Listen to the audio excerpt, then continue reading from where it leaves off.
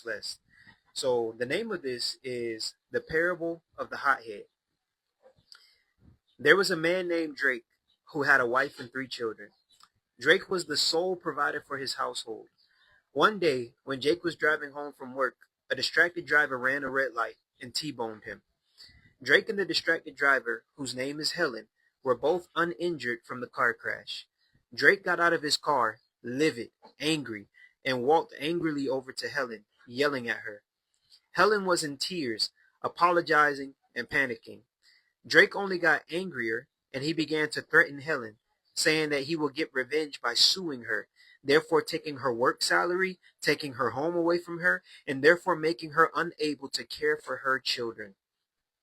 However, there were two things that Drake did not realize. The first is that people were actively recording his behavior, and secondly, that Helen, which hit him in the accident, was the younger sister of a man named Marcus, who was the local gang leader. When Marcus heard about how his sister was threatened, he was infuriated, and he gathered 5 of his gang members to go and punish Drake for speaking to his sister in that manner. That night, when Drake was at home, eating dinner with his wife and 3 children. God bless you, Yaisa, God bless you. Dios lo bendiga, Dios te bendiga. There was a knock on the door, and Drake answered the door, unsuspecting, not thinking of the earlier situation.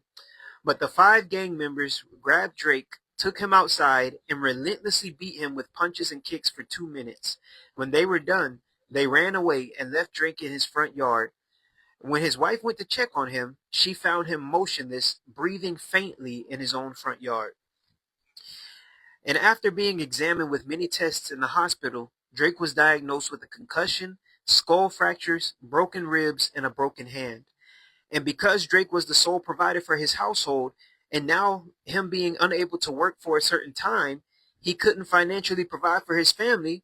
And then they lost their house, and the children and the wife went hungry, and their life had been turned upside down.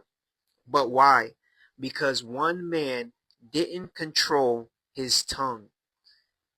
One man did not control his tongue, and look at what happened to his life, look what happened to his wife's life, and look what happened to his children's life because he didn't control his tongue.